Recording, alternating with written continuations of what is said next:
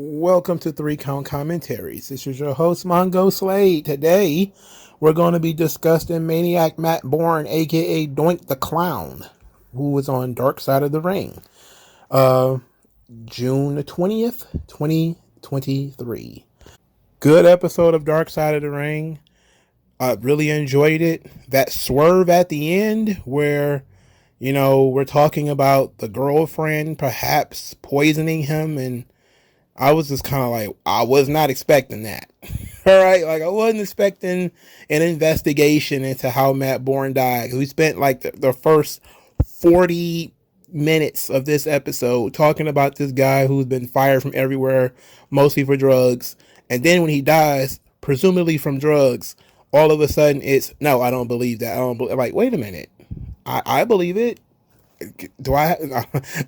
I believe it. Anyway. Everybody wants to talk about Doink the Clown. So we're going to talk about Doink. We're also going to talk about the backstage heat between Matt Bourne and Hacksaw Jim Duggan. In fact, that's where we're going to start, because it began in about 1982. After Matt Bourne wrestled in Portland, he went down to work for Bill Watts. And there they created the Rat Pack, which was Ted DiBiase, Hacksaw Jim Duggan, and Maniac Matt Bourne. This was a trio of wrestlers that feuded with the Junkyard Dog. And it was during this time that Matt Bourne starts to have heat with Jim Duggan. Now, I haven't read Hacksaw Jim Duggan's book, but this is quoted directly from his book. It's from a website called When It Was Cool. It says, quote, "Bourne was more trouble than he was worth, and we ended up having a problem that would apparently boil inside him for decades. It started in late 1982 as we were heading into Baton Rouge, spending the night there before a show the following evening. Bourne had a girlfriend, and while we were all in a bar, they got into an argument. And the next thing I know, he's slapping around this girl. Then he says he stepped in and essentially separated the two of them, which led to Bourne turning on him, essentially. So at that point, Big Cat Ernie Ladd supposedly has stepped in and stopped them from fighting. So Duggan and Bourne got into it over Duggan stopping Bourne from beating up a woman. Now, this is, of course, Hacksaw Jim Duggan's events, as he said, The second event is the one that was actually talked about a lot more in Dark Side of the Ring. But before we get there, the idea that Matt Bourne would abuse a woman, considering he beat his first wife and he beat his second wife, I mean, it is what it is. Like, even though you want to say, oh, Hacksaw Jim Duggan, he's baby facing himself. Maybe, but Bourne has a history of abusing women. It's in his resume. So I wouldn't put it past him. Now, the second issue between Duggan and Bourne actually wasn't in between Duggan and Bourne. Now, Matt Bourne had talked about these things before. He did an interview. I believe it was an RF video interview, maybe, where he broke down what happened between him and Hacksaw Jim Duggan. Now, he says this was during the time he was in the Rat Pack. He was making $2,500 to $3,000 a week, which is making pretty good money at the time. And it was in Monroe, Louisiana. And Hacksaw Jim Duggan, they had been working against each other. And Hacksaw Jim Duggan gets attacked by 3 big dudes after the match. And while Duggan is being attacked, Matt Bourne jumps in. He helps Duggan by attacking these guys. And while one of the guys was knocked down and knocked out, Bourne kicked him in the face. And apparently the guy lost his eye. Now, this was something that was discussed in Dark Side of the Ring. It was probably a little bit exaggerated. When you see the eyeball popping out of his head like it was, like Mortal Kombat or something like that. But apparently Matt Bourne kicked the guy while he was down. And because the guy got injured, he sued Mid-South Sports, Hacksaw Jim Duggan, and Matt Bourne. Now, here's the twist.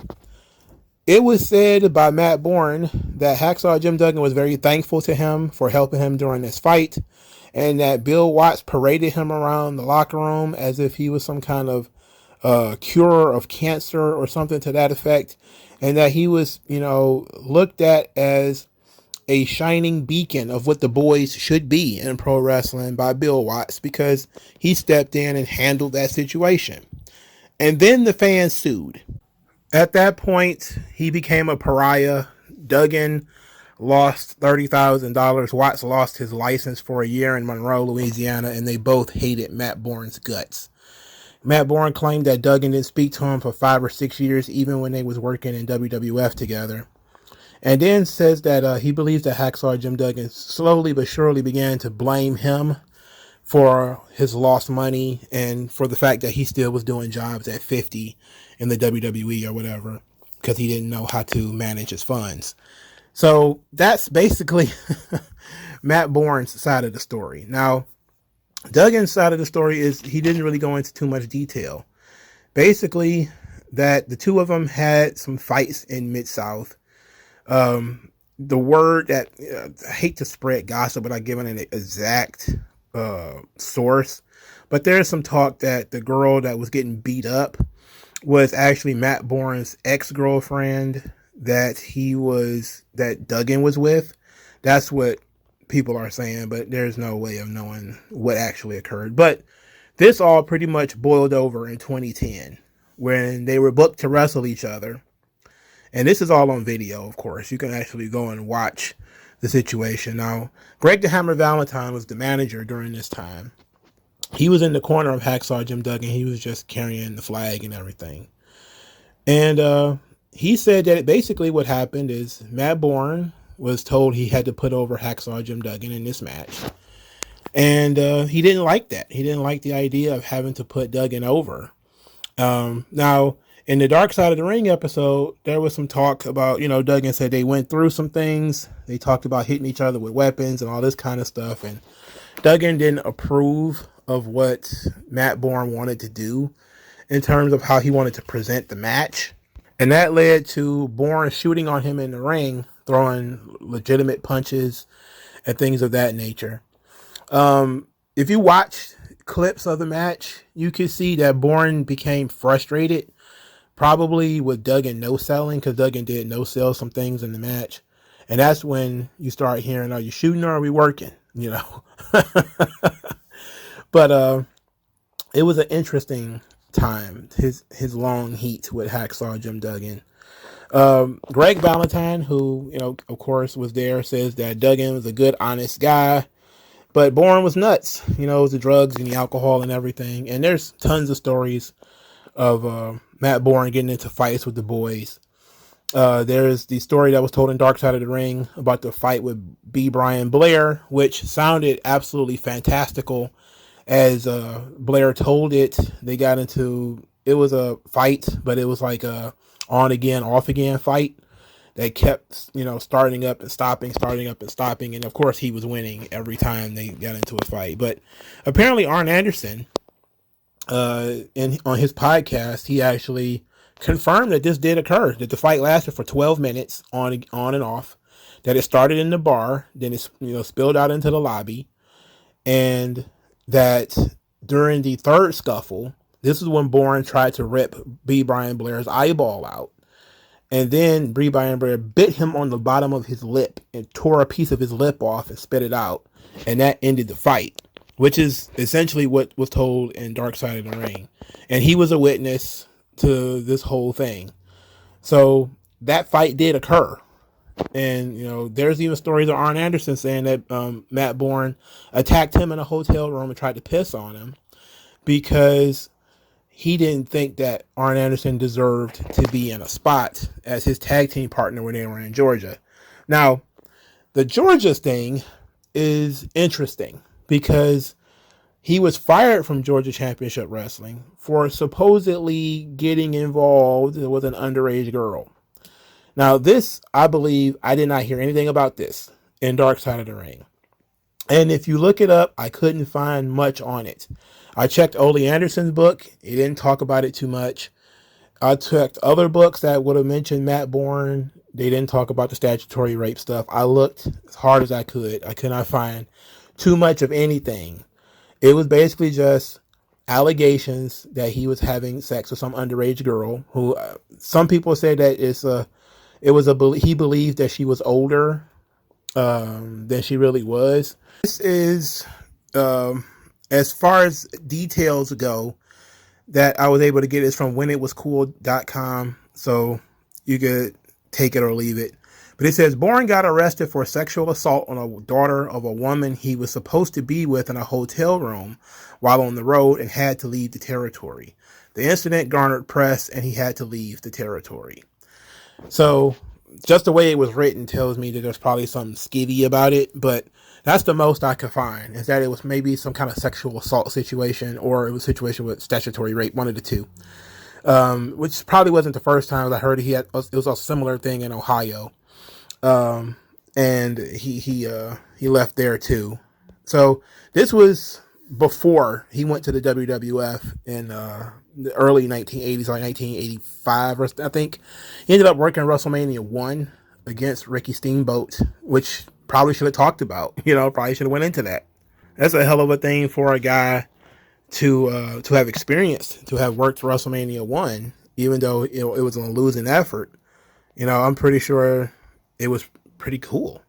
And in interviews, he said it was the biggest show he had ever done up to that point, but he didn't really think that much about it in terms of what it really meant, because it's, the first WrestleMania. Nobody knows what it's going to turn into. So 1992, 1993-ish, we started getting into the creation of Doink.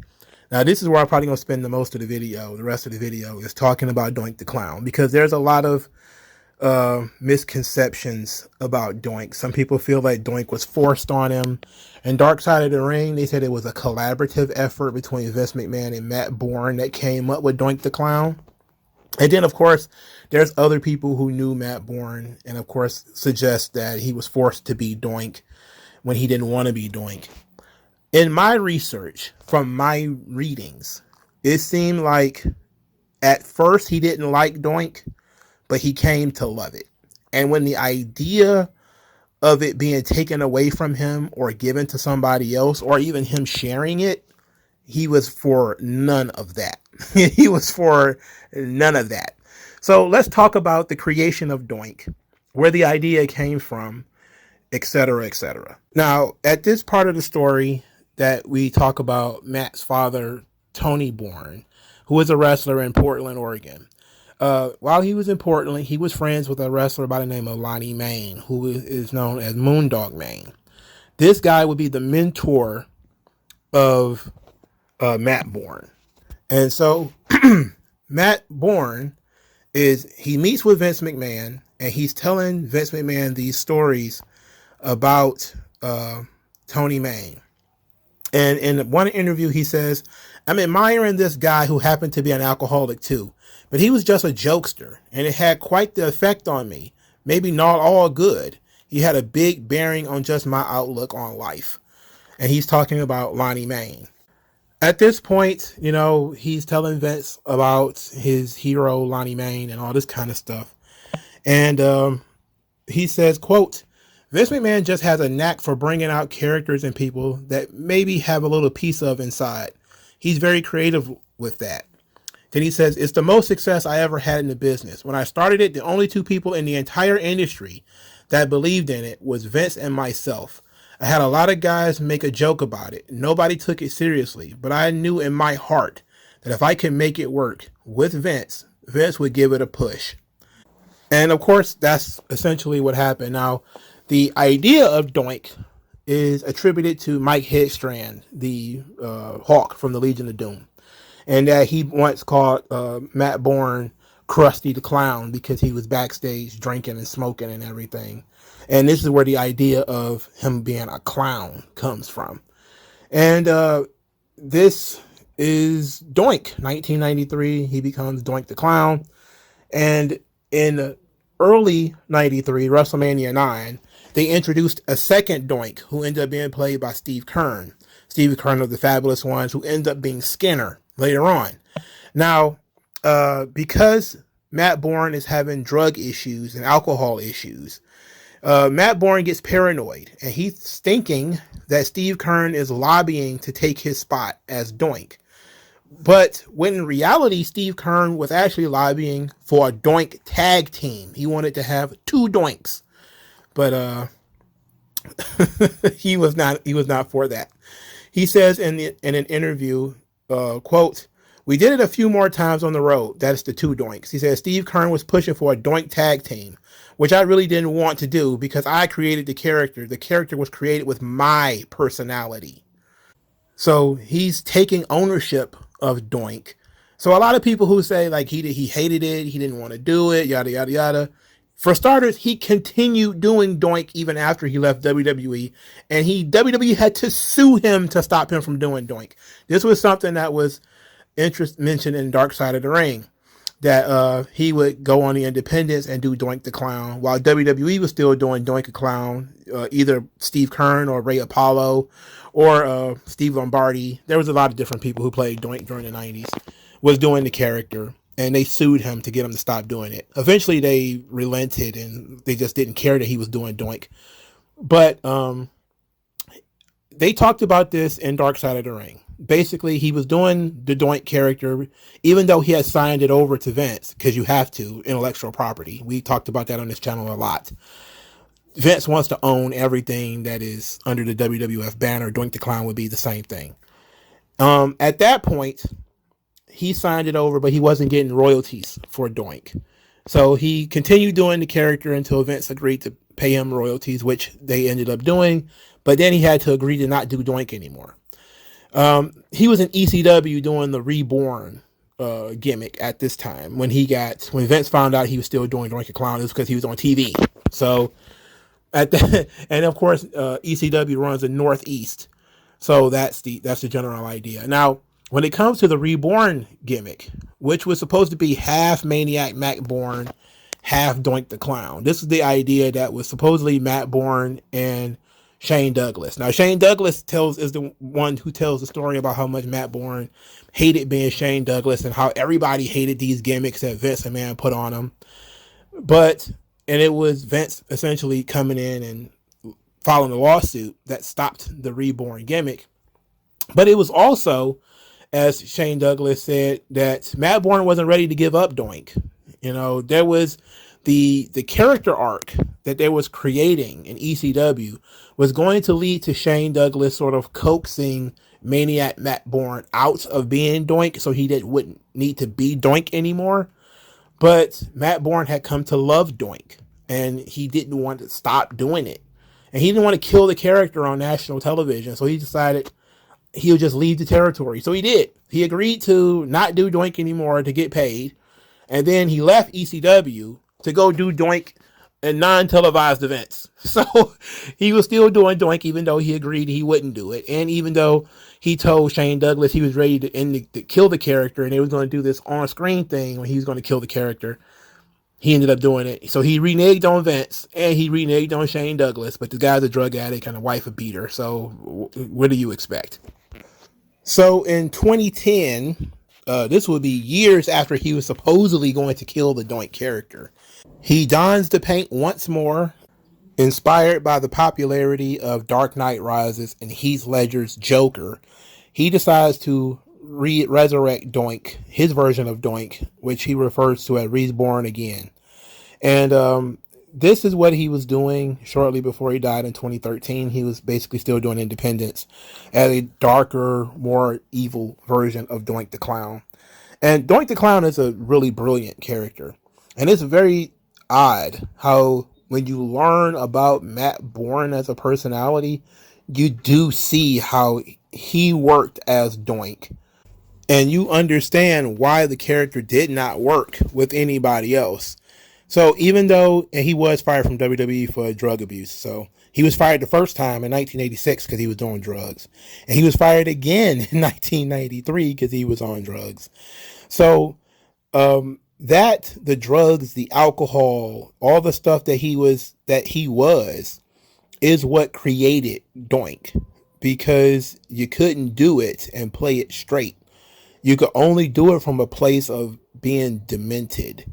And I think babyface Doink ended up being terrible anyway, because he basically just became just a generic comedy babyface, rather than the sort of real badass heel that he was. Even though he wasn't put in any real serious situations, he was still a badass character. And Doink is one of the characters that I'm pretty sure at the time I was 9 years old, so I couldn't tell you what the internet and what Dave Meltzer and all those guys were thinking. Even though if I paid for the newsletter, I probably could, but then I have a lower IQ if I did. I couldn't tell you how those guys felt. They probably felt it was stupid, and I listened to a lot of his peers who thought that Doink the Clown was goofy, it was dumb. But then when you realize all the different things you could do with it, once you break through and you do it, and then you see, man, I could do this with it, I could do that, I can go here, I can go there, people actually like it.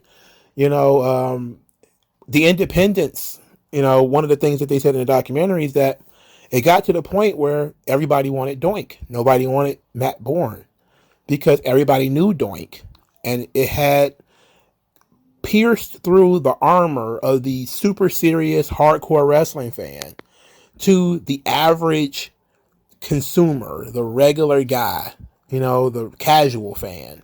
Those guys knew who Doink was, wanted to see that version of Doink the Clown. And that's what he lived the rest of his life doing. He kept, tweaking it here and there and not using the Doink name because, heavens to best, he didn't want to get sued. But he had pierced the armor of the hardcore wrestling fan down to the casual, and they actually enjoyed Doink. And it's very interesting that people will always say, oh, Doink sucks, but Matt Bourne, he was great as Doink. Doink, he was terrible, but Matt Bourne, he was really good as Doink. And that tells you that the character was tailor-made for him and for him alone.